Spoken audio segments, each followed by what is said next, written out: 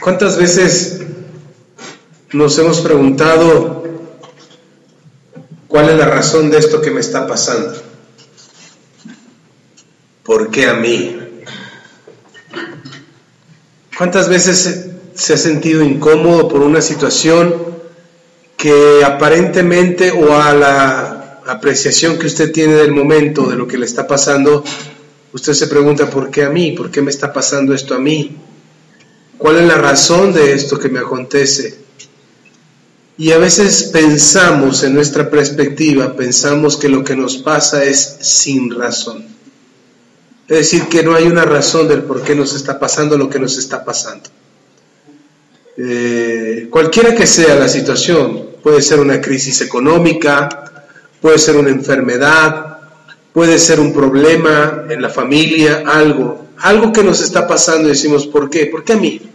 ¿Por qué me está pasando a mí? O incluso en algunas ocasiones hasta oramos y le decimos a Dios, porque mire, creemos que Dios no nos escucha. Incluso creemos que Dios no nos escucha cuando le reclamamos algo. Nos armamos de pantalones y le decimos a Dios, ¿por qué permites esto que me pase, Dios mío? Y ahí estamos gritándole a Dios, diciéndole cuánta cosa se nos ocurre. Bendito sea Dios, que Dios tiene misericordia. Bendito sea Dios, que Dios no nos da un cachetadón en la boca y dice, mira, ya cállate y deja de estar de chillón. Bendito sea Dios, porque en su misericordia, aun cuando nosotros le reclamamos a Él y blasfemamos contra Él, Él no nos ha desaparecido de la tierra. ¿Y sabe dónde lo veo? En el libro de Job. Cuando usted tenga oportunidad de leer a Job, porque de repente Job le empieza a ir mal. Dice la Biblia, hombre perfecto, temeroso de Dios, apartado del mal. No hay otro como él en la tierra. Hombre, hermano, que no le hacía mal a nadie, al contrario, le hacía bien a la gente. Un hombre sabio que daba consejos, un hombre que se portaba bien, con integridad en su corazón, que ofrecía sacrificios a Dios todos los días, ofrendas a Dios, ofrendas que le agradaban a Dios, ni siquiera era cualquier ofrenda, eran ofrendas que le agradaban a Dios. Y no solamente ofrecía ofrendas por él y por sus hijos. Y hasta eso las ofrecía por si acaso, ni siquiera porque supiera algo de sus hijos, sino por si acaso sus hijos habían hecho algo incorrecto. Era un hombre perfecto, dice la Biblia. Y sin embargo empieza a perder su ganado, empieza a perder su cosecha, se mueren sus hijos, él se llena de sarna. Y a pesar de todo eso, su esposa todavía le dice a Job, ¿todavía retienes tu integridad? Nos está cargando el payaso, dicen por ahí, nos está llevando pifas, nos está yendo de la patada, y todavía no sale una palabra de tu boca contra Dios. ¿No te das cuenta todo lo que has hecho por Dios y Dios ahorita te está dando la espalda? Le dice la mujer, ¿aún retienes tu integridad? Maldice a Dios y muérete. Y sin embargo, a pesar de todo lo mal que le fue a Job, nunca salió algo malo de su boca, hasta el momento en que estuvo a punto de maldecir a Dios. Porque se empezó a quejar con Dios, diciéndole a Dios, bueno, ¿y acaso el justo, el que hace las cosas bien, el que se porta correctamente, el que obedece tu palabra y guarda tus mandamientos y le hace bien a su vecino, acaso el justo también tiene que padecer y sufrir como el impío, como el pecador? Y cuando ya estaba a punto de blasfemar contra Dios, cuando estaba a punto de hablar mal de Dios, en ese momento Dios se le aparece. No así físicamente, sino en medio de un torbellino. Porque si se le aparece físicamente, Job se muere. Entonces Dios tiene misericordia de Job y aparece en medio de un torbellino, y ahí del torbellino Dios le habla a Job. Y le empieza a decir, ok, Job, preguntaste por qué, ahora tú respóndeme. Dice, cállate y respóndeme. ¿Dónde estabas tú cuando yo hice esto? ¿Dónde estabas tú cuando yo hice esto? Cuando yo tuve cuidado de esto, cuando yo hice esto. Y le empieza a decir, ¿dónde estabas tú? Es decir, Dios le está diciendo a Job, ¿tienes razón, Job, en reclamarme a mí lo que te está pasando a ti? ¿Tienes razón, Job, en argumentar que lo que te sucede es injusto? ¿Tienes razón? Y mire, por eso le digo que Dios es misericordioso. Porque si Dios no hubiera tenido misericordia de Job, Dios lo deja blasfemar. Y después Dios, con todas las de la ley, y hubiera dicho, por blasfemo, por no haber retenido tu integridad, por no haber guardado tu corazón, ahora te mueres. Y a ver, ¿quién acusa a Dios de algo? Los niños pueden pasar a su clase, va a haber clase para los niños.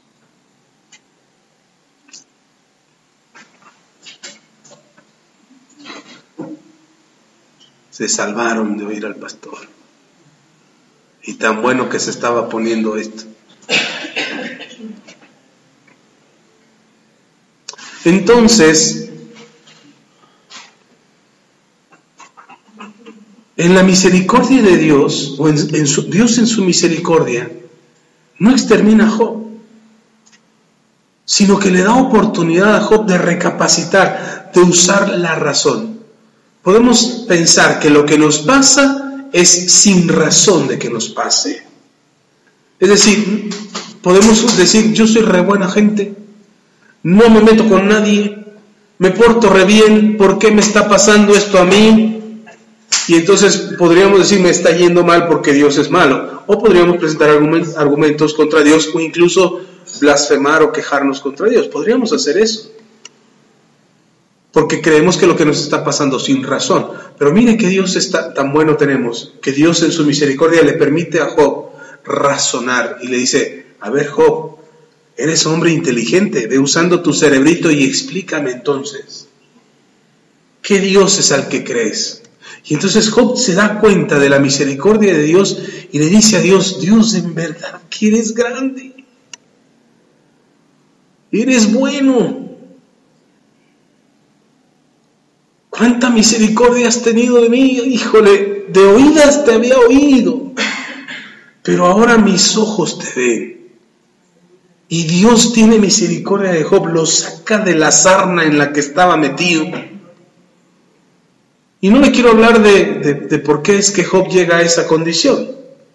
La verdad es que llega a esa condición por culpa de Satanás. Satanás es el que lo lleva a esa condición. Y hay, mire, he escuchado a gente que dice, pero si Dios no se lo hubiera permitido a Satanás, si Dios no le hubiera permitido a Satanás que tocara a Job, Job no hubiera tenido que padecer nada. Sí, pero Job jamás hubiera conocido cara a cara al Señor. Y solamente se hubiera quedado con de oídas te había oído.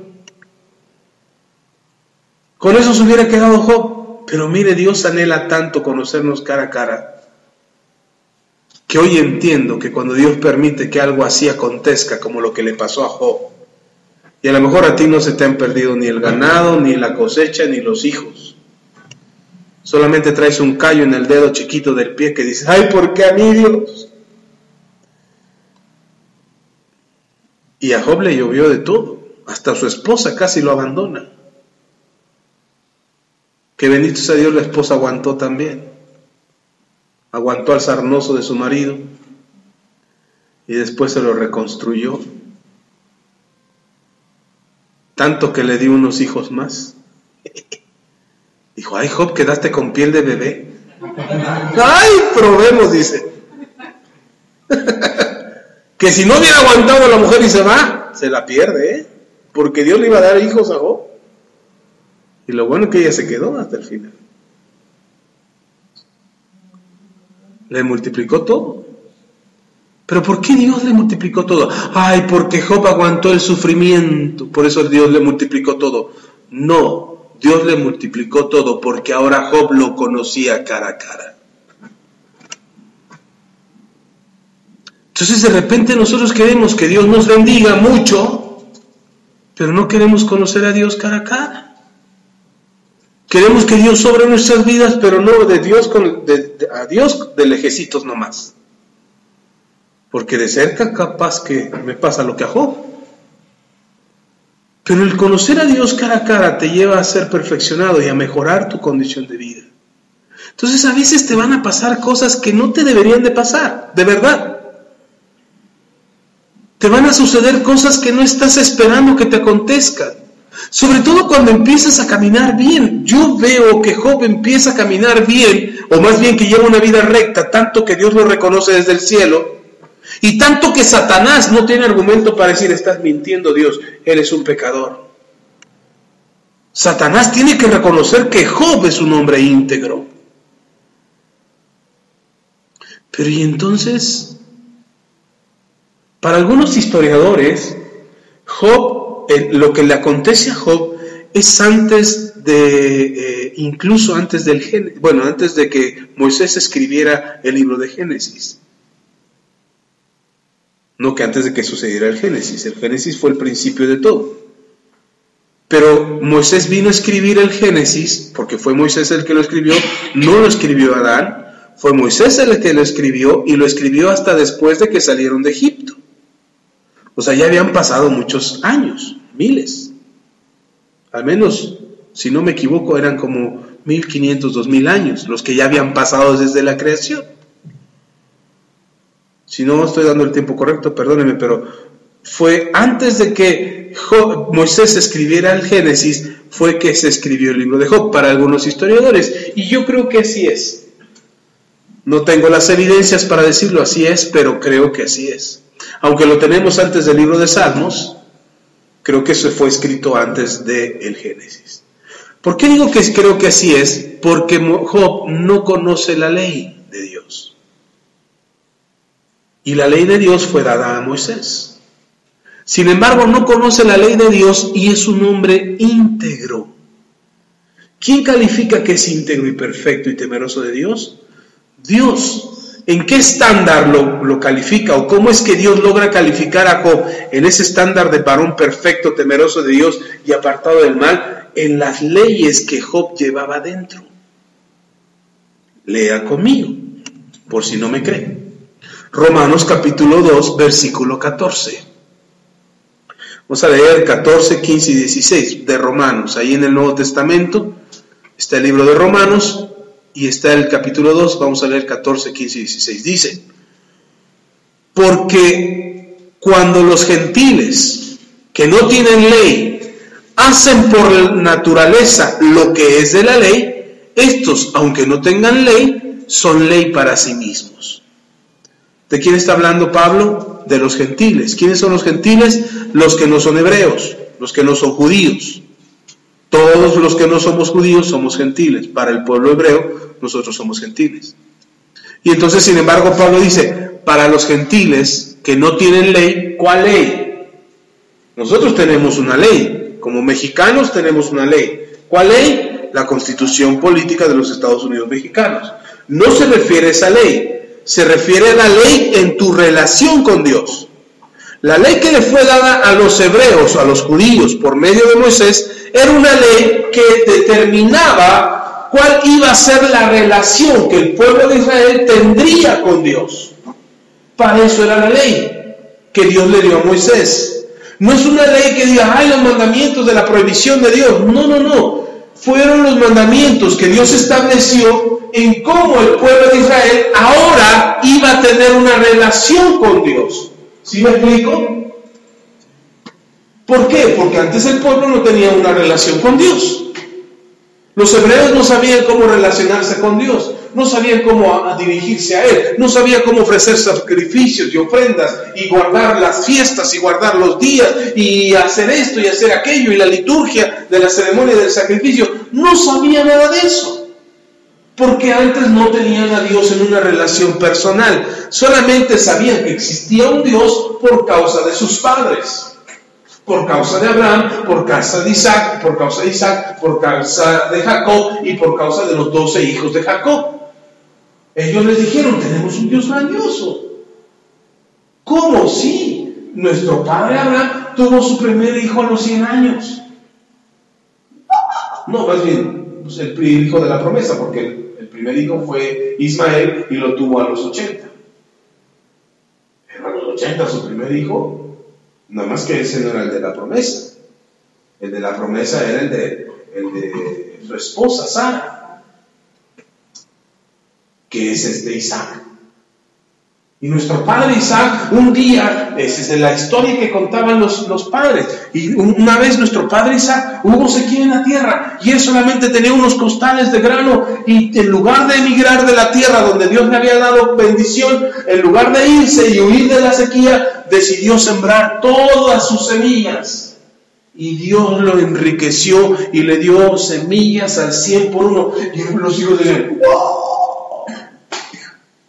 Y luego Jacob, no, y un día yo estaba ahí huyendo y ya venía de regreso para encontrarme con mi hermano que me quería matar. Y ahí en la noche, en la madrugada, un ángel descendió y empezamos a forcejear. Y yo le decía, bendíceme, y el ángel ya se quería ir y yo lo agarré y me lastimó la pierna. Y por eso ahora ya no soy Jacob, ahora me llamo Israel. Y los hijos, wow. Y esas historias, y luego la de José, y luego la de los hijos de José, y luego todo lo que se contaba, no había ley. Solamente había una experiencia de cara a cara con Dios que tuvo Abraham, que tuvo Isaac, que tuvo Jacob, y luego que tuvo José, y que tuvieron los hijos de Jacob, y todos los que... Y solamente era una historia de unas anécdotas, experiencias personales que los padres habían tenido de cara a cara con Dios, pero no había ley. Y entonces de repente el pueblo empieza a crecer, pasan los años, nada más 400, cosa nada, 400 años pasaron y ya los hijos de los hijos de los hijos ya solamente creían en Dios por lo que habían contado los padres. Ellos no tenían una relación con Dios cara a cara. Ellos no buscaban a Dios cara a cara. Ellos no se encontraron con Dios en las madrugadas cara a cara. Ellos no conocían al Señor y no se podían relacionar con Él. Incluso se sentían lejanos a Dios.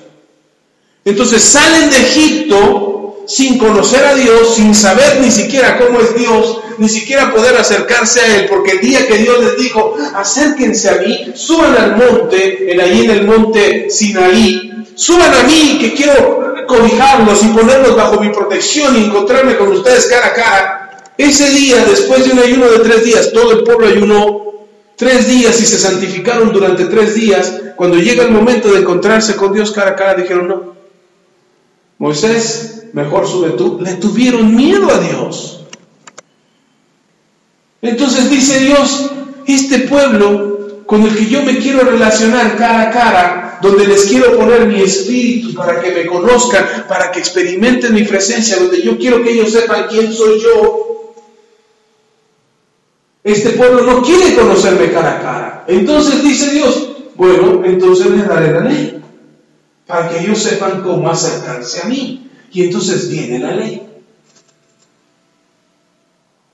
Para Dios hubiera sido más fácil que todos entraran al Monte Santo, derramar del mismo espíritu que estaba sobre Moisés, poner de la misma gloria que estaba sobre Moisés, y todo el pueblo, todo, no solo Moisés, sino todo el pueblo cuando bajaran del monte resplandeciera como un sol. ¿Se imaginan? Cuando llegaran a la tierra de Canaán, no manches, cayó un meteorito en Canaán. No, son los israelitas que vienen avanzando. Y los pueblos, sin necesidad de pelear, se hubieran ido de la tierra de Canaán. Y le hubieran dejado la tierra de Canaán a los israelitas y hubieran, tomen lo que es suyo. ¿A poco nos tienen miedo? No, pero no podemos ni pelear con ustedes, resplandecen como el sol. ¿Sí está conmigo o no? Y entonces, ¿qué les dijo Dios? La ley. Entonces, ahora entiéndanme esto. El propósito de Dios era encontrarse con ellos en el monte. ¿Quiénes no quisieron ver a Dios en el monte? Pueblo. Y entonces, como no se encontraron con Dios cara a cara en el monte, les tocó pelear con todos los enemigos para tomar lo que era suyo. Lo mismo nos pasa a nosotros.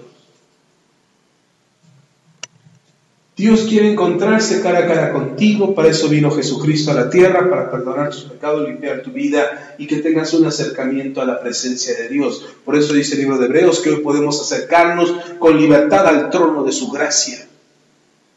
Pero como no lo buscamos, como no nos acercamos, como no entramos al trono de su gracia, entonces tienes que pelear con todos tus enemigos para tomar lo que es tuyo.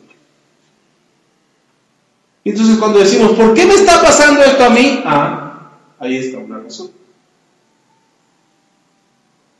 Porque en el momento en que tú te acercas a Dios cara a cara, ¿no dice eso el libro de Santiago? Someteos a Dios, apártate del mal, y el diablo irá de vosotros. Eso es lo que dice. Entonces, no tendrías por qué estarte peleando ni con la enfermedad, ni con estarte peleando con la escasez, ni estarte peleando con las deudas, ni estarte peleando con los problemas familiares o personales. No tendrías que estarte peleando con la gente ni siquiera. Porque la misma persona no lo soportaría.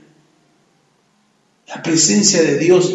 Mire, estaba Esteban predicando. Lo puede leer ahí en el libro de los Hechos, capítulo 8. No lo lea ahora, léalo después. Todavía ni empiezo el mensaje, pero estoy en la introducción. Y ya se me acabará el tiempo. Estaba Esteban predicando, y cada vez que Esteban predicaba y abría la boca, la gente se enojaba con él. La gente no soportaba las palabras de Esteban. Porque Esteban, dice la Biblia, y en el libro de los Hechos, que Esteban estaba lleno del Espíritu Santo. Tú no te tienes que andar peleando con la gente. Pero queremos resolverlo nosotros. Y nosotros queremos tomar cartas en el asunto. Y nosotros somos los que queremos aplicar la justicia vengadora. De verdad que ya nada más nos falta ponernos un disfraz de Batman para que la justicia nuestra sea la que aplique. ¿Por qué no queremos llenarnos de la presencia de Dios? No tendrías que estarte peleando con la gente. No tendrías que enseñarle a la gente a vivir como tú quieres que viva. Tú podrías vivir como Dios quiere que tú vivas y con eso jalar como un imán a los demás. Pero como tenemos pequeñas deficiencias, como tenemos pequeñas fallas, para decirlo de manera que no se oiga feo, pero tenemos pecado en nosotros, entonces no podemos reflejar esa luz y nos cuesta trabajo.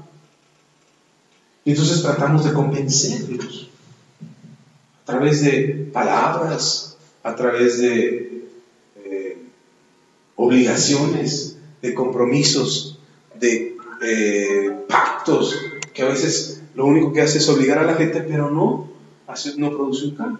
Entonces dice el apóstol Pablo, ahí en los Romanos, tengo que ir terminando porque ya se me acabó el tiempo. Romanos capítulo 2, versículo 15 dice, cada uno de los gentiles es ley para sí mismo. Luego dice, mostrando la obra de la ley escrita en sus corazones. ¿Dónde está escrita la obra de la ley?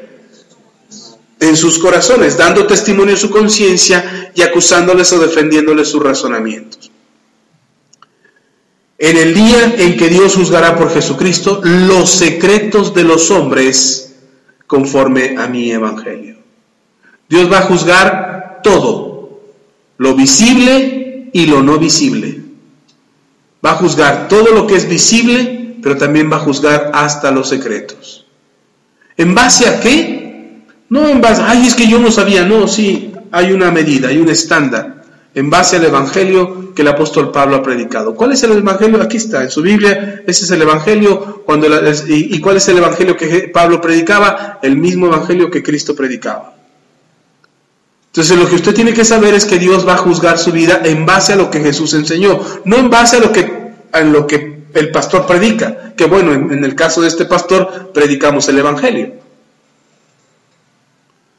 Pero no va a juzgar a mi parecer, no es si a mí me gusta o no me gusta cómo te comportas, no es si a mí me gusta o no, como pastor estoy hablando, no es si a mí me gusta o no me gusta lo que tú haces, no, es lo que dice la palabra y en base a lo que dice la palabra es como Dios te va a juzgar. Ahora, no le estoy diciendo esto para que se asuste y llegue llorando a su casa, le estoy diciendo esto para que pensemos que lo que nos acontece hay una razón de lo por qué nos pasa lo que nos pasa. Y se lo digo para que usted no culpe a Dios, pero tampoco culpe a su vecino. Porque alguien pudiera decir, pastor, ¿pero qué hay cuando yo me porto bien, pero mi esposa se porta mal? Y lo que yo hago es bueno, pero lo que hace mi esposo es malo. ¿Qué pasa ahí? Y entonces nos va mal a los dos. A ver, agua, sí. Pero a ti no te va a doler de la misma manera que le dolería a tu esposo. Porque tú no eres culpable. Entonces tú no tienes que cargar una culpa de lo que te está aconteciendo. Simplemente vas a necesitar la fortaleza que Dios te da para superar eso. Y tú vas a decir, Señor, tú me fortaleces, ok, mi esposo hizo esto, mi esposa hizo esto, entonces, Señor, ni hablar, tenemos que sufrir estas consecuencias, pero yo no voy a sufrir por ello. No me voy a angustiar, no me va a causar dolor o sufrimiento. Mire, a mí me llama la atención que cuando le pasa a Job lo que le pasa, cuando dice la Escritura, y entonces Satanás le dijo a Dios, déjame toco su cuerpo y vas a ver cómo reniega de ti. Yo digo, ¿y la esposa? El perfecto, justo y temeroso de Dios era Job. La que le dijo que blasfemara contra Dios fue la esposa. La que era tremenda era la esposa. ¿Y por qué si el bueno era Job y la tremenda era la esposa, por qué el que sufrió fue Job y no la esposa? Dijo, ay, si hubieran repartido media sarna y media sarna. Porque Dios quería fortalecer la vida de Job.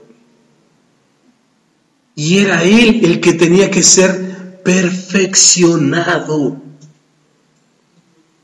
como el oro, para que el momento en que Job alcanzara una gloria mayor, Dios fuera glorificado en Job. Porque la esposa no le iba a dar la gloria a Dios, Job sí. ¿Por qué a la esposa no le llovió en su milpita? Porque ella cuando se curara, viene a decir, ay, las pomadas que me unté, las cremitas que me vendió la vecina,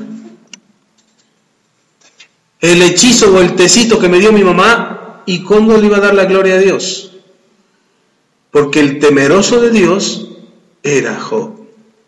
Ahora, no estoy mandando al infierno a la esposa, porque estoy convencido que en la misma misericordia de Dios que bendijo a Job, la esposa pudo encontrar a un Dios benevolente del cual no había que maldecir ni blasfemar por el testimonio de Job. Entonces, hermano, de repente decimos, pero ¿por qué si lo hizo él? ¿Por qué sufro yo? Porque entonces hay algo en tu corazón, hay algo en tu pensamiento que no es íntegro delante de Dios y que le estás dando lugar al sufrimiento.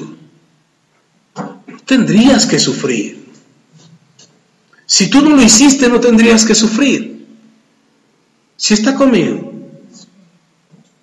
Si mi hijo rompe la ventana del vecino jugando fútbol y agarra y da un pelotazo y rompe la ventana del vecino, ¿quién es culpable? Pues el papá, porque dejó de decir, ¿por qué le compró la pelota al chamaco? No, ¿quién es el culpable? El niño. ¿Quién es responsable? El papá. ¿Quién se tiene que sentir mal por eso? El niño. ¿Por qué se tiene que sentir mal? Porque si no se siente mal lo va a volver a hacer. No se va a arrepentir. Eso produce la culpa. La culpa, yo escuchaba a Nietzsche, más bien leía a Nietzsche y escuchaba un poco de él.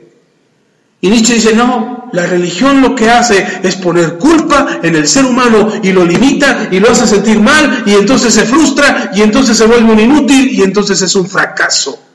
Un retroceso para la evolución del ser humano. Eso es lo que quiere la gente que pensemos, que es bueno vivir sin culpa. No importa que destruya mi vida, no importa que destruya mi matrimonio, no importa que destruya mi empresa, no importa que quiebre, no importa lo que haga, no importa, siéntete sin culpa. Destruye, asesina, viola, mata, haz lo que quieras. Al cabo, la culpa hace que el hombre retroceda en su evolución. Avancemos. Seamos superhombres, como dice Nietzsche. Es una mentira tan grande. Lo más triste es que la gente se lo cree, como lo dijo Nietzsche, el superfilósofo. No hay error más grande. Claro que yo me tengo que sentir culpable. Si yo hago llorar a mi esposa, yo tengo que sentirme culpable. ¿Por qué? Porque si no, la vuelvo a hacer llorar.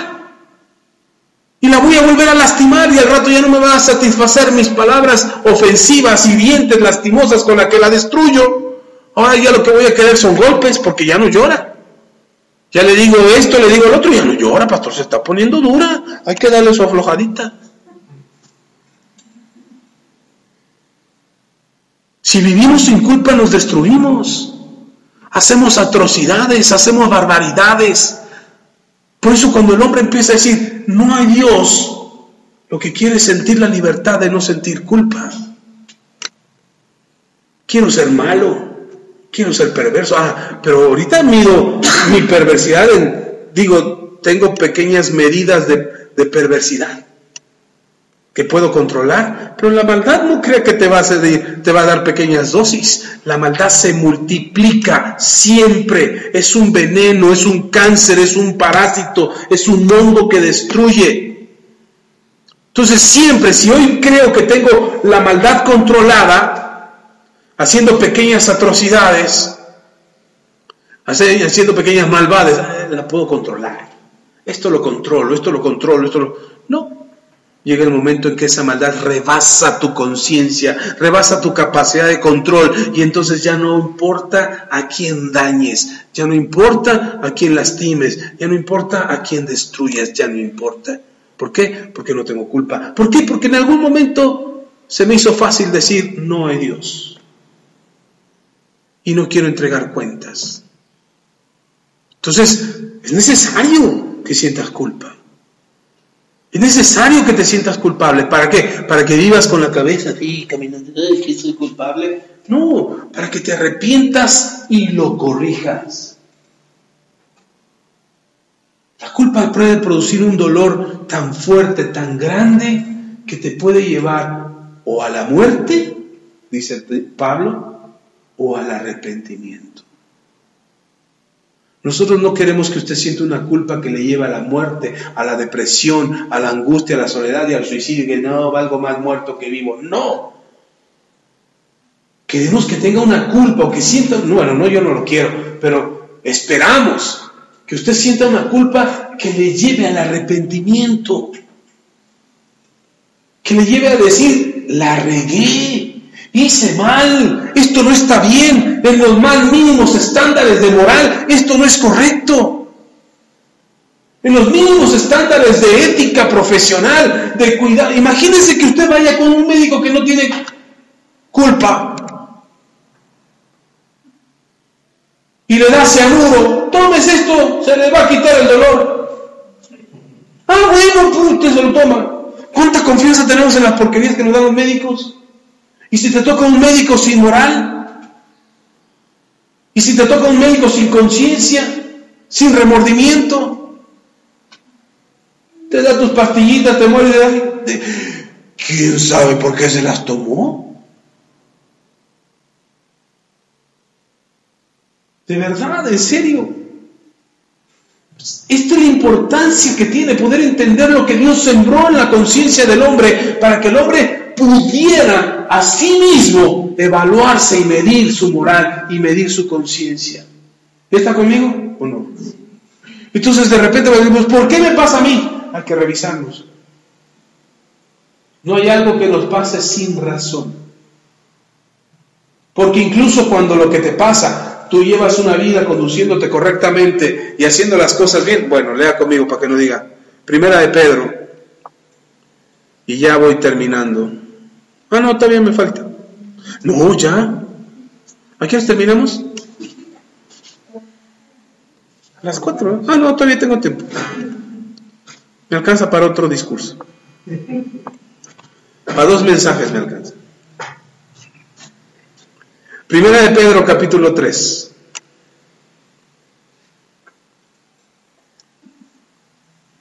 Ahora, esto que hablé hace un momento puede aplicar para cualquier persona, sea cristiano o no sea cristiano. Aquellos que no son cristianos y no creen en Cristo y no creen en Dios y dicen no hay Dios, les aplica su conciencia. No me digas, ay, es que ¿por qué me pasa a mí si yo soy de buena gente? Algo hay en tu conciencia, algo hiciste mal. Las cosas no pasan sin razón. La lluvia no cae porque sí.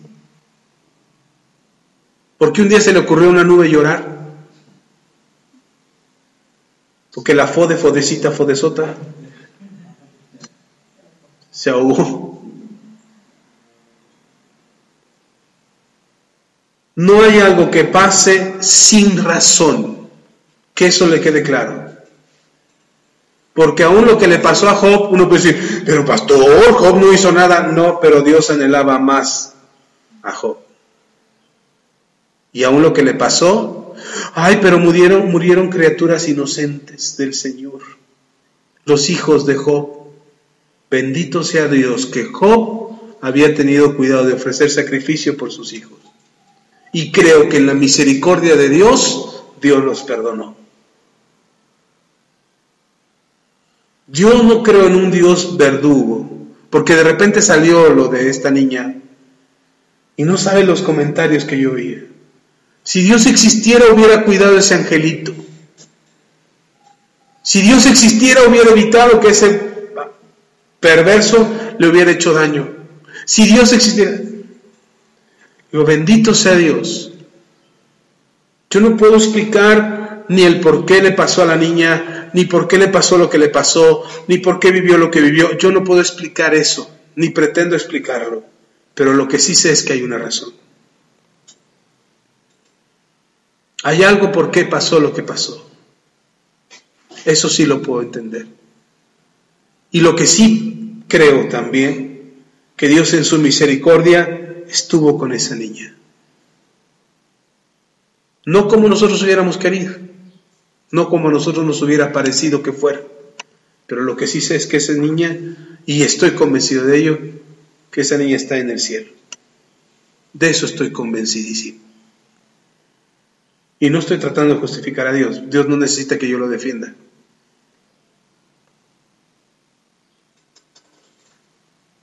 Porque además yo no tengo que dar cuentas de Dios, yo tengo que darle cuentas a Dios. Porque ese es el gran error del ser humano, querer que Dios no se dé cuentas a nosotros. A ver, tú que eres cristiano, a ver, dame cuentas de lo que está haciendo Dios al respecto. Espérame, si no es Él el que me tiene que dar cuentas a mí, eres tú el que le tiene que dar cuentas a Él. Pero ¿por qué Dios hace? A ver, ¿quieres pedirle cuentas? Métete con Él, no conmigo. Yo no le pido cuentas a Dios porque te tengo que dar cuentas a ti de lo que Dios hace o lo de que no hace. Yo no tengo que dar cuentas de Dios a nadie. Y si Él alguna vez se le ocurre dar cuentas como lo hizo con Job, ¿sabe cómo termina uno? Como Job. Hay un mensaje que di hace unos años que se llama pretender pelear con Dios y ganar. Y salir vencedor se llama. Pretender pelear con Dios y salir vencedor. ¿Sabe que ese es el gran error del ser humano? Pretender pelear con Dios y salir vencedor. A ver, Dios, explícame. A ver, Dios, dame cuentas. A ver, y ok, que Dios te dé cuentas. Pero si tú exiges cuentas, Él te va a pedir cuentas. Y Él te va a decir, ok, yo hice esto, esto y esto. Y cuando hay un libro de Nicky Cruz que se llama ¿Dónde estabas tú cuando más te necesitaba? Está padrísimo ese libro. A mí me hizo entender esto que le estoy explicando y lo leí hace muchos años. Es Nicky cuestionándole a Dios por qué Él vivió lo que vivió. Hijo de brujos, participante de brujerías, Él veía cómo se endemoniaban las personas. Él lo vivió, y luego fue a las calles de Nueva York porque sus padres se fueron a Nueva York, siendo brujos todavía, y se fueron a Nueva York, y él se volvió un pandillero, drogadicto, alcohólico, allí en Nueva York, siendo apenas un jovencito. Y vivió cosas, no le quiero contar toda la historia, pero vivió cosas atroces, vergonzosas, dolorosas. Y llegó un momento en que le dijo a Dios: ¿dónde estabas tú, Dios, cuando yo más te necesitaba? ¿Por qué permitiste? Y entonces Dios le contesta, hermano. Y Nicky se tuvo que amarrar bien los pantalones porque le dio sintió un terror, porque cuando Dios le dijo: yo estaba ahí amándote, teniendo misericordia de ti, cuidándote. Yo dije: wow, no te vuelvo a preguntar. Hermano, ¿creemos que tenemos argumentos suficientes para decirle a Dios por qué a mí? Seguramente hay una razón. Y Dios, al que es inocente, lo tiene por inocente. Y si alguien perdiera la vida siendo inocente, Dios lo considera inocente. Por supuesto que sí. Pero el problema del ser humano es que se hace querer o quiere hacerse pasar por inocente, de buena onda, de buena gente, cuando no lo es. ¿Está conmigo? ¿Ya leímos Pedro? No, ¿verdad? Ni empezamos todavía. Chihuahua. Primero de Pedro, capítulo 3, versículo 13. Dice: ¿y quién es aquel que os podrá hacer daño si vosotros seguís el bien?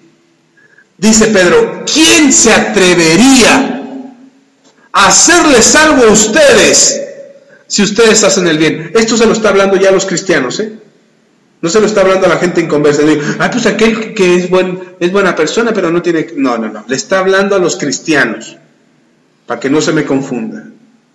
Ya salimos de la generalidad, ahora vamos a lo particular. Vamos a hablar de los cristianos. Y es Pedro el que le habla a los cristianos. Dice: ¿y quién es aquel que os podrá hacer daño si vosotros seguís el bien? No hay diablo, no hay demonio, no hay espíritu, no hay ángel, no hay Dios que pueda hacerte algo de mal a ti si tú haces el bien. ¿Ok? Espéreme, todavía no terminamos. Que dice: ay, pastor, hijo, espéreme. Pero que quede claro, para que el diablo no le engañe, es que Dios permitió que sufrieras como Job. Le pedí a Dios tu alma para zarandearla. Espéreme, hasta ese momento que Jesús declara esto, porque Jesús le dice a Pedro: Satanás me ha pedido tu alma para zarandearla.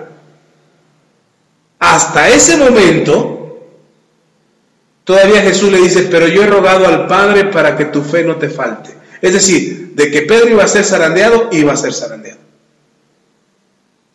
Pero hasta ese momento que Jesús mismo hace esta declaración, hasta ese momento Jesús no había muerto en la cruz del Calvario. Todavía no. Después de la muerte de Jesús en la cruz del Calvario y su resurrección, Satanás no tiene ninguna autoridad, ningún poder, ningún dominio sobre aquellos que tenemos temor de Dios. Que le quede claro eso. Es que, pastor, Satanás, nada que Satanás ni que las chanclas de Satanás. Jesús venció a Satanás en la cruz del Calvario. Y Dios le dio a Jesús un nombre que es sobre todo nombre que se nombra, delante del cual se dobla toda rodilla. Así es que en el nombre de Jesús, todo espíritu, todo demonio, toda fuerza de las tinieblas se va en el nombre de Jesús. Eso le tiene que quedar clarísimo. Sin embargo, necesitamos leer el texto completo. No nada más quedarnos con la parte que nos conviene. ¡Ay, padre, qué padre! Eso se oye padrísimo. No, el texto completo. Si no, un texto fuera de contexto solamente se vuelve un pretexto. Así es que continúa diciendo el apóstol Pedro. Más también, aclarando, más también, si alguna cosa padecéis por causa de la justicia, ¿por causa de qué? De la justicia, de lo que es correcto, del testimonio del nombre de Jesús, del testimonio de tu buen comportamiento, para dar un estándar de lo que es justo, para dar un estándar de lo que está bien, de lo que es correcto, de lo que esta es la medida en la que se tiene que medir las cosas. Dices, bueno, a mí me pasó algo por causa de la justicia, para que quedara precedente, para que nadie más lo tuviera que volver a pasar, para que nadie sufriera por lo mismo. Por causa de la justicia, me pasó a mí, ok, bienaventurados sois, dice Pedro. Si algo padeces, es decir, si alguien se atreve a hacer algo contra ti, no puede. No puede, porque Dios no se lo permitiría.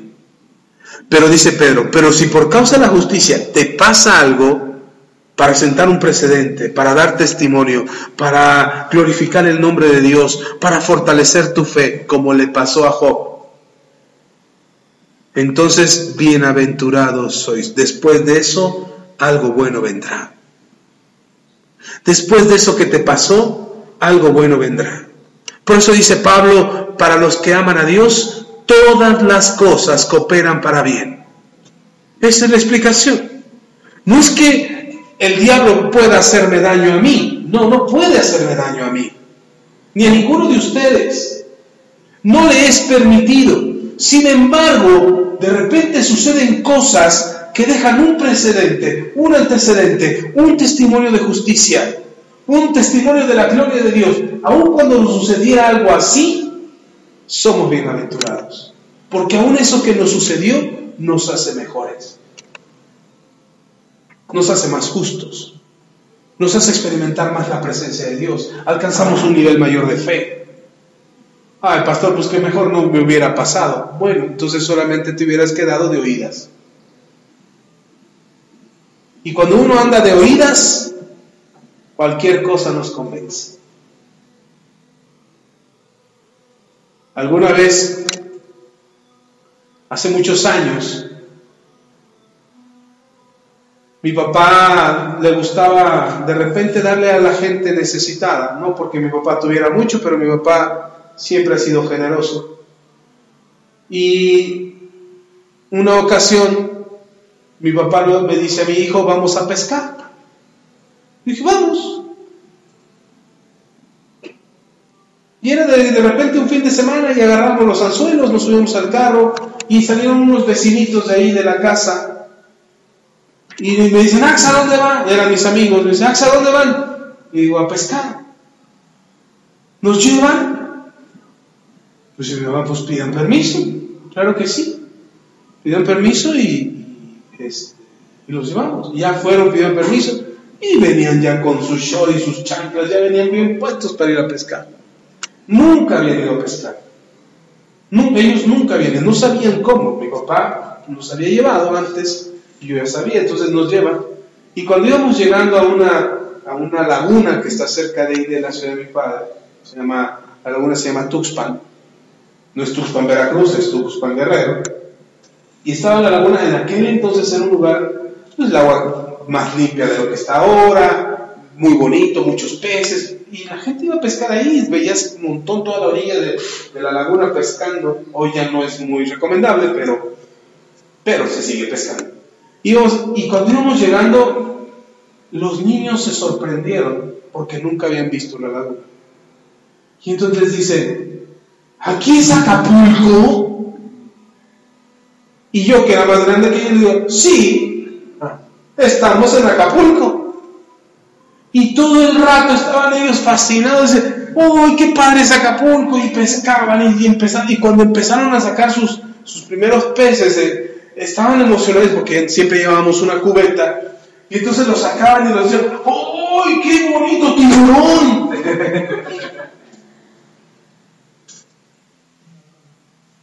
No conocían. Cuando tú andas de oídas con el Señor, Cualquiera que te diga, aquí está Dios, aquí está Acapulco, tú vas a creer que un charco es Acapulco. Y Dios no quiere eso. Ya después, cuando llegamos a la ciudad, a la casa, y mi papá les dio su pesca. De hecho, nosotros no nos quedamos con peces, pero mi papá les dio su pesca y iban bien contentos con su bolsa llena de peces y llegaron a su casa. Mira, mamá, fuimos a Acapulco y trajimos tiburones. Ellos estaban fascinados por eso. La señora nada más nos volteó a ver y mi papá se reía. Ya me dice mi papá después, no los engañes. Dice, diles que no era Acapulco, que era Tuxpan y que fueron mojadas lo que sacaron. Ya el otro día ya le habían dicho a sus hermanos mayores, ¿cómo que Acapulco? ¿Cómo que tiburón? Ya después vinieron, pero lo contento ellos no se les quitaba. Seguían fascinados con la experiencia. ¿Saben qué es lo curioso? Que si nos pasa. Que si no conocemos a Dios, aun cuando después Dios se te manifiesta y hace un milagro, y hace algo extraordinario, si no estás dispuesto a acercarte a Dios, solamente te vas a quedar con lo que te gustaba que era Dios. A mí me gustaba Dios del ejército. A mí me gustaba Dios que no me exigía santidad. A mí me gustaba Dios que no me exigía esfuerzo, que no me exigía su búsqueda. Yo prefería el Dios del ejército, que me decía que era Acapulco y que eran tiburones. Y así vivimos muchas veces los cristianos. Porque no aceptamos el desafío, porque no aceptamos lo que Dios nos está pidiendo para tener una vida más plena. Dice, otra vez el 14 más, también si alguna cosa padecéis por causa de la justicia, bienaventurados sois. Por tanto, dice Pedro, no os amedrentéis por temor de ellos, ni os conturbéis, no te amedrentes, no tengas miedo, no te acobardes por lo que esa gente mala te quiera hacer, no tengas miedo. Ni estés perturbado en tu vida porque, ¿por qué nos pasó esto? No te perturbes. Es esa persona, es la maldad de esa persona, es su corazón endurecido, lo que sea que haya sido, el pecado, lo que sea que haya pasado por su vida, que te afectó, no tiene por qué afectarte a ti. Les decía a los hermanos en la mañana, y el martes también lo comenté, les decía que hoy lo que está haciendo la violencia es hacernos retroceder. Oímos violencia y nos echamos para atrás. Oímos perversidad y nos echamos para atrás. Oímos cosas malas y nos escondemos. Mejor no salgas ya, no te asomes, no saques la cabeza. Como en la guerra de Estados Unidos y México, cuentan una anécdota que estaban los gringos atrincherados contra los mexicanos. No sepan si hubo una guerra, no sé si sabían que hubo una guerra entre Estados Unidos y México. Una guerra, ya pasó hace muchos años. Y estaban peleando y de repente dice un mexicano, oye, los gringos no salen. Y dice el otro, no, así sale. No sale, mira, no hay ni uno. Pero nada más sale un mexicano por ahí, pum, se lo echan, tiene una muy buena puntería. Dice, ¿qué hacemos? Ya sé, dice, mira, tú apunta bien porque se va a asomar. John Smith. ¿What? Y entonces los gringos se enojan, se dan cuenta que ya le estaban matando a los John Smith. Y dice, ¿qué hacemos, hermano gringo? Es que así hablan en inglés los gringos. ¿Qué hacemos, hermano gringo? Ya sé, dice, los mexicanos no salen, pero tú di, Juan Pérez. Y vas a ver cómo van a salir. Y disparan. Y gritan, ¡Juan Pérez! ¡Juan Pérez! Y le gritan a los mexicanos, ¿quién me busca? ¿Eres tú, John Smith? ¡Sí, amigo!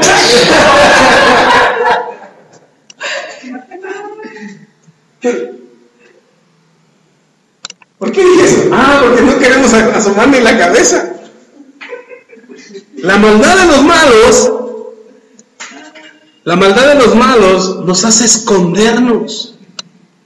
Y dice Pedro, no tienes por qué esconderte.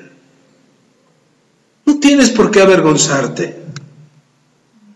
La maldad del malo no es tu maldad. No tienes por qué estar conturbado, entristecido, apesadumbrado, escondido tras los muros, porque ya no quieres ni que te dé el sol, porque, no, hermano, precisamente por eso nosotros luchamos, peleamos una batalla distinta, nuestras armas son diferentes. Puedes haber pasado la vergüenza más terrible de tu vida. ¿Sabe qué es el engaño más grande del diablo? Es hacerte sentir una basura.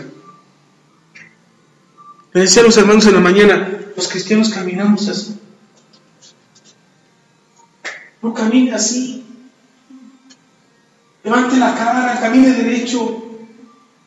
Yo voy regañando a mis hijos en la calle, derecho, camina, enderezate.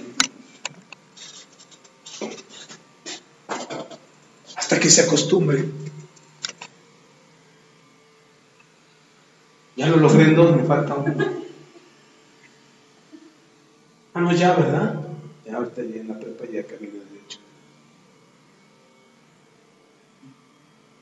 Pero cuesta trabajo porque andamos así. No, hermano, no tiene que esconderse.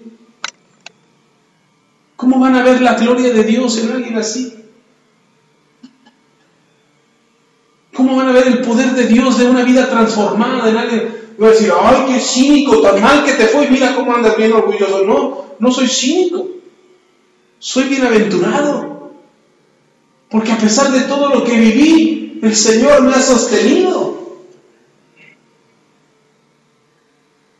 A pesar de todo lo que he hecho y de todo lo que mal que me ha pasado y de todo lo que he sufrido, a pesar de todo, Dios ha tenido misericordia y Él me sostiene.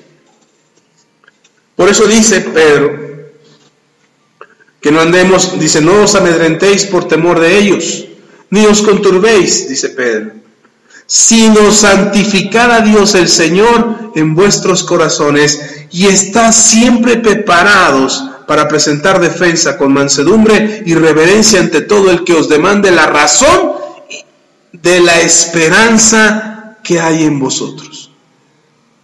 Cuando la gente te vea derechito porque, oye, si te fue re mal y tú sales derechito, ¿por qué sales tan derechito? Porque Dios me ayudó, porque tengo una esperanza, es Dios, Él me sostiene. Oye, pero eres el más pobre de la cuadra, a lo mejor ahorita, pero dentro de un poco me verás. Y cuando pasen unos años digan, oye, sigues siendo el más pobre de la cuadra, aún todavía no llega. Tengo mi esperanza. Y estoy seguro, porque dice la Escritura, que la esperanza te mantendrá y llegará. Porque dice que la esperanza no avergüenza. Y cuando llegue tu bendición, y cuando llegue tu transformación, y cuando llegue tu prosperidad, y cuando llegue tu sanidad, y cuando llegue lo que estás esperando de Dios, si tú mantienes tu esperanza, entonces tú vas a glorificar a Dios desde tu corazón, dirás, Señor, tú has sido bueno conmigo. Ahora sí, ya se me está acabando el tiempo. Dice, versículo 16, teniendo buena conciencia, para que en lo que murmuran de vosotros como malhechores, sean avergonzados los que calumnian vuestra buena conducta en Cristo. Es decir, tú no serás el avergonzado. Los que serán avergonzados serán aquellos que hablan mal de ti, que hablan mal de tu fe, que hablan mal de tu esperanza y de tu confianza. Ellos van a padecer la vergüenza, no tú. Porque el engaño, mire, lo que hacen hoy con las víctimas se le llama revictimización. Es decir, una persona sufre la consecuencia de algún tipo de violencia y después de haber sufrido eso, viene la revictimización. ¿Cuándo? Cuando lo llaman a declarar.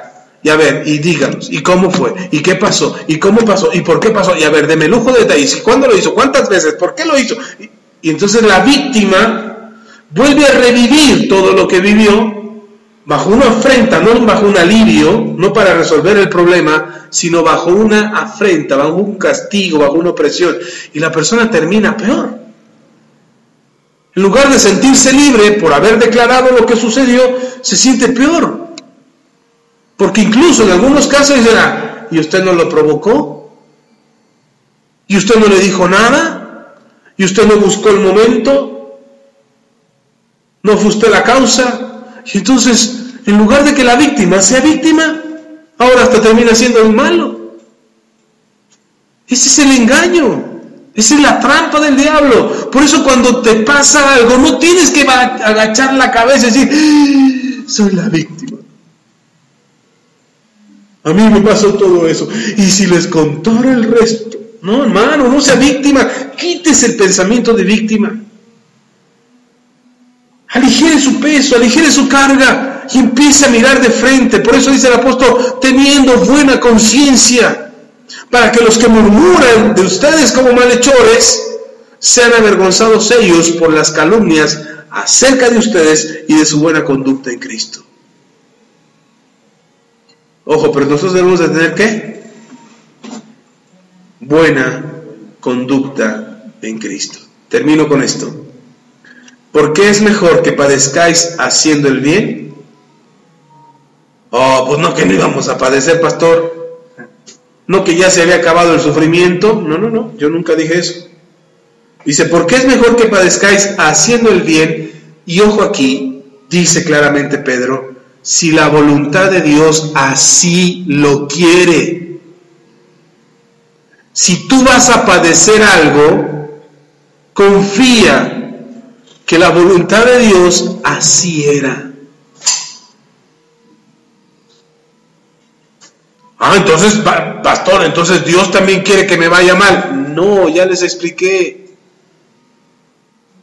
Lo que le pasó a Job, Dios no quería que a Job le fuera mal, ¿o sí? No. Si no, él mismo hubiera mandado la muerte de los hijos y del ganado y la quema de la cosecha. Si no, él mismo hubiera enfermado a Job. Por eso yo digo que la enfermedad, ninguna enfermedad, como lo veo en Job, ninguna enfermedad viene de Dios. Por eso no diga, esta enfermedad que Dios me mandó. No. Por eso peleamos contra los enfermos. Perdón, contra las enfermedades, no contra los enfermos. Peleamos contra las enfermedades. Por eso oramos para que los enfermos salen. Porque se imagina, yo oro para que una enfermedad se vaya y resulta que la enfermedad la mandó el Señor.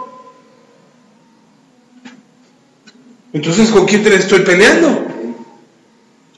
¿Con quién me estoy agarrando a moquetazos?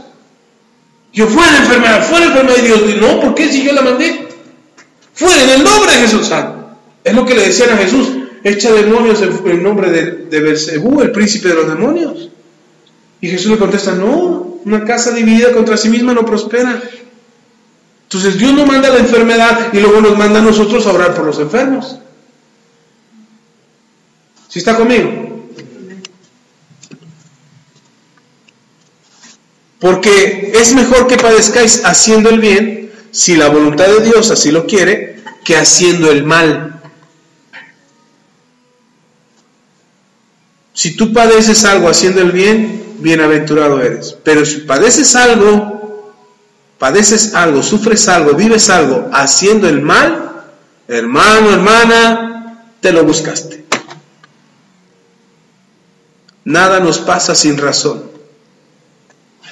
Versículo 18 dice, porque también Cristo padeció una sola vez por los pecados, el justo por los injustos, para llevarnos a Dios, siendo la verdad muerto en la carne, pero vivificado en el Espíritu, en el cual también fue y predicó a los espíritus encarcelados, los que en otro tiempo desobedecieron, cuando una vez esperaba la paciencia de Dios en los días de Noé, mientras que se preparaba el arca, en el cual pocas personas, es decir, 8, fueron salvados por el agua. Bueno, y ahí se mete en otra explicación que no lo voy a explicar ahora, le explico la próxima.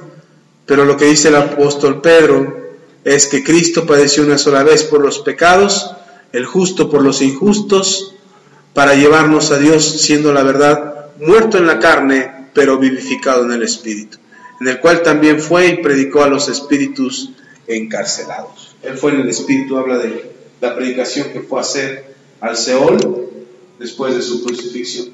Eso se lo explico en otro momento, pero Jesús ya sufrió, hermano.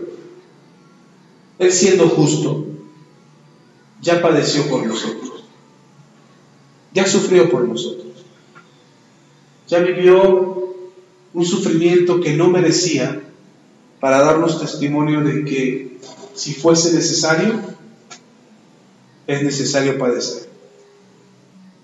Lo maravilloso del sufrimiento de Jesús y del padecimiento de Jesús es que no se quedó en sufrimiento. Si usted lee la Biblia, Jesús no se quedó en una cruz, ¿sí? Ay, mira, lo dejaron de ejemplo. Esa era la intención. Pero lo bajaron de la cruz y lo sepultaron en un sepulcro y resucitó al tercer día. Y entonces lo que era una afrenta, un dolor y un sufrimiento para él, se convirtió en una gloria mayor que le dio Dios, en un nombre que es sobre todo nombre, en una victoria que no se compara con ninguna, por el sufrimiento que padeció. Lo que te quiero decir con esto es que si alguna vez padeces algo sin razón, porque te estás conduciendo correctamente, porque estás guardando la palabra de Dios, porque no te metes en problemas con nadie, guardas la integridad de tu corazón, no que aparentes, que delante de todo el mundo, ay, soy un pan de Dios, y a puras o a solas eres más cruel que el diablo. No me refiero a eso, me refiero a que mantienes una integridad en tu corazón, de la que hablábamos antes. Mantienes esa integridad y aún así te pasa algo grave, doloroso, dañino para tu vida o tu familia, y aún así te pasa algo. Dices, es que me pasó esto sin razón. No, considera que hay una razón. Nada pasa sin razón. Si lo que te pasó fue injusto, considera que aquel que te lo hizo será avergonzado, no tú. Él será el que padezca las consecuencias de sus actos. Y oremos por esas personas para que alcancen misericordia de Dios y se arrepientan y vuelvan a corregir sus vidas. Oremos para que eso pase. Pero si aún así esa persona no quiere arrepentirse y le encanta lo que vive, y en fin, él vivirá sus consecuencias. Pero tú no tienes por qué vivir esa afrenta. Levántate, unge tu rostro, ponte de pie, prepárate para la vida. Y si lo que te pasa no lo provocó nadie, pero Dios lo permitió, solamente sucedió aparentemente sin razón, tienes que tener claro que Dios está anhelando tu vida más y más. Y que Dios te quiere llevar a un mejor nivel, a un mayor nivel de fe, o mayor nivel de unción, o simplemente para que lo conozcas cara a cara. Y uno puede decir, ay, ¿por qué Dios es tan malo? ¿Por qué no se presenta por las buenas? Porque las buenas lo ha hecho y no lo hemos visto. Por las buenas se ha acercado y no le hemos creído. Por las buenas ha mostrado su amor y no le creemos.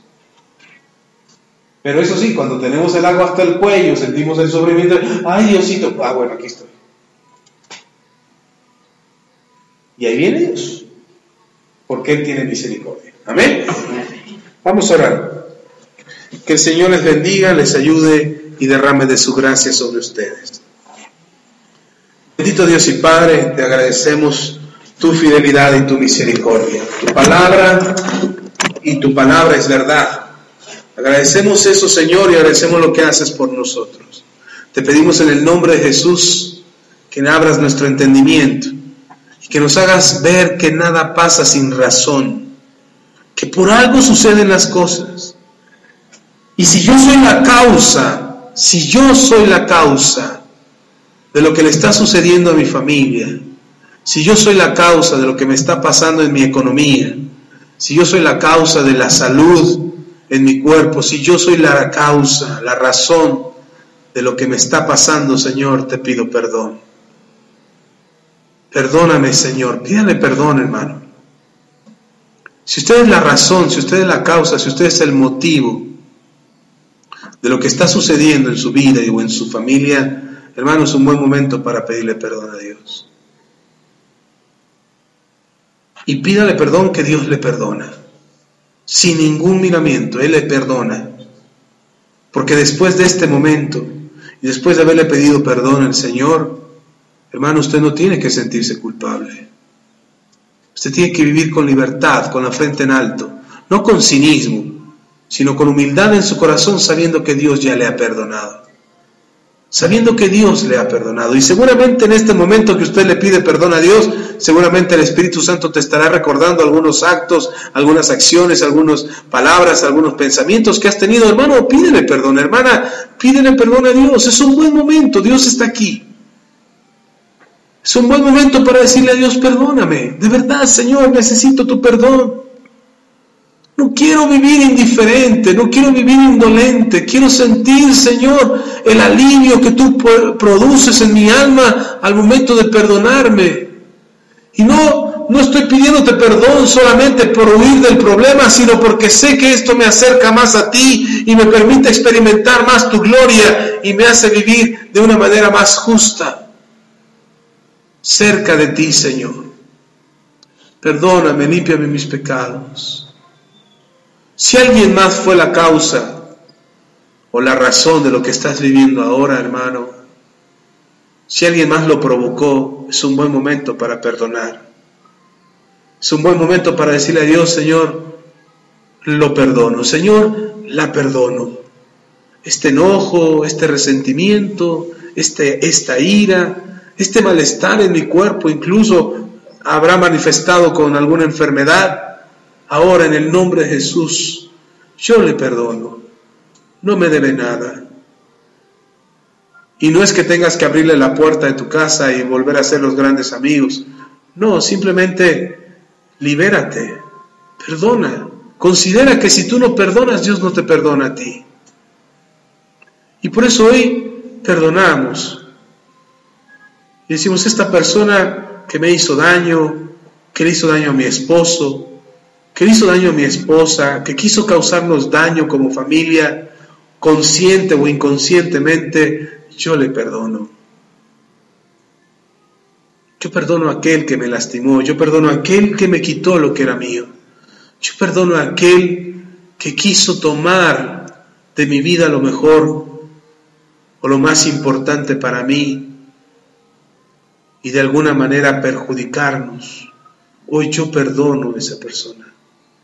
No solo no me debe nada, no solamente mi alma está libre, sino que ahora, Señor, pido para que tú tengas misericordia de esa persona, de él o de ella. Ten misericordia, Señor, para que sea alcanzado por tu gracia y perdonado por tu amor. Gracias, Señor, porque somos libres, porque puedo mirar de frente a las personas, no con orgullo o soberbia, sino con humildad y mansedumbre, pero, Señor, sabiendo que soy limpio, sabiendo que he sido lavado, sabiendo que tú me has perdonado y ahora soy tu hijo. Señor, ten misericordia de nosotros. Y si algo padeciera, si alguna vez llegara a padecer algo, te pido que me des la capacidad de aprender de inmediato para salir pronto de esa situación y que me des la fortaleza para estar firme en el momento más complicado de mi vida. Ahora, en el nombre de Jesús, a ti la gloria, a ti la honra y la alabanza. En el nombre de Jesús. Amén.